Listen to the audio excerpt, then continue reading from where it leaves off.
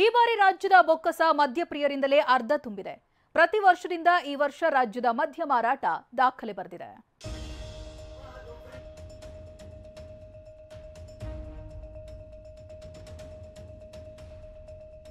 Beer ದುಬಾರಿಯಾಗಿದೆ, whisky costly ಆಗಿದೆ, brandy rum ಅಂತ ಎಲ್ಲವೂ ಕೈಗೆಟಕುತ್ತಿಲ್ಲ ಅಂತ ಮದ್ಯಪ್ರಿಯರು ಸರ್ಕಾರದ ವಿರುದ್ಧ ಆಕ್ರೋಶ ವ್ಯಕ್ತಪಡಿಸಿದ್ರು.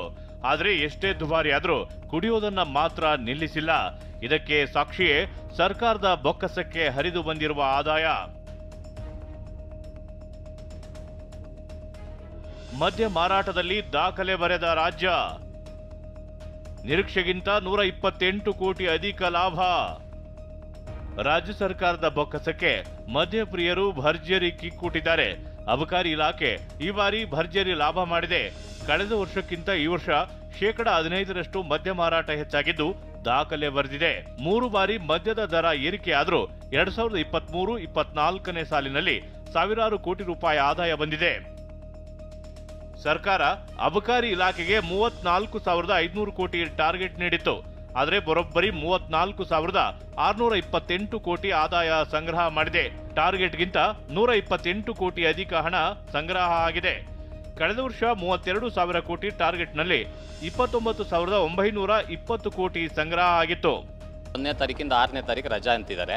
ಇಂಥ ಸೆಂಟ್ರಲ್ ರಜಾ ಬೇಕಿಲ್ದಲ್ಲೇ ಕಾರಣ ಇಲ್ದಲ್ಲಿರೋ ರಜಾಗಳನ್ನೆಲ್ಲ ನಿಲ್ಲಿಸಿದ್ರೆ ಇನ್ನೂ 500 ಕೋಟಿ ಜಾಸ್ತಿನೇ ಆಗ್ತಿತ್ತು. ನೆಕ್ಸ್ಟ್ ಬಜೆಟ್ಗೆ ಇನ್ನೂ ಜಾಸ್ತಿ ಕೊಡ್ತಾರೆ, ಅದನ್ನು ರೀಚ್ ಮಾಡ್ತಾರೆ. ನಮ್ಮದೇನು ಗೌರ್ಮೆಂಟ್ಗೆ ನಮ್ಮ ಅಬಕಾರಿ ಇಲಾಖೆಯಿಂದ ಯಾವತ್ತೂ ಕಮ್ಮಿ ಆಗಿಲ್ಲ, ಮುಂದಕ್ಕೂ ಕಮ್ಮಿ ಆಗಲ್ಲ. ರಾಜ್ಯದಲ್ಲಿ 5 ದಿನ ಮದ್ಯ ಮಾರಾಟ ಬಂದ್. ಇನ್ನು ಜೂನ್ 1ರಿಂದ ಜೂನ್ 6ರವರೆಗೆ ರಾಜ್ಯದಲ್ಲಿ ಮದ್ಯ ಮಾರಾಟ ಬಂದ್ ಆಗಲಿದೆ. ಜೂನ್ 3ರಂದು ಪದವೀಧರ ಕ್ಷೇತ್ರದ ಚುನಾವಣೆ ಹಾಗೂ ಜೂನ್ 4ರಂದು ಲೋಕಸಭಾ ಮತದಾನದ ಮತ ಎಣಿಕೆ ನಡೆಯಲಿದೆ. ಹೀಗಾಗಿ ಜೂನ್ 1ರ ಸಂಜೆ 4ರಿಂದಲೇ ಬೆಂಗಳೂರು ಜಿಲ್ಲಾಡಳಿತ ಮದ್ಯ ಮಾರಾಟ ಸಂಪೂರ್ಣ ಬಂದ್ ಮಾಡುವಂತೆ ಆದೇಶ ನೀಡಿದೆ. ಕಿರಣ್ ಸೂರ್ಯ, TV9 ಬೆಂಗಳೂರು.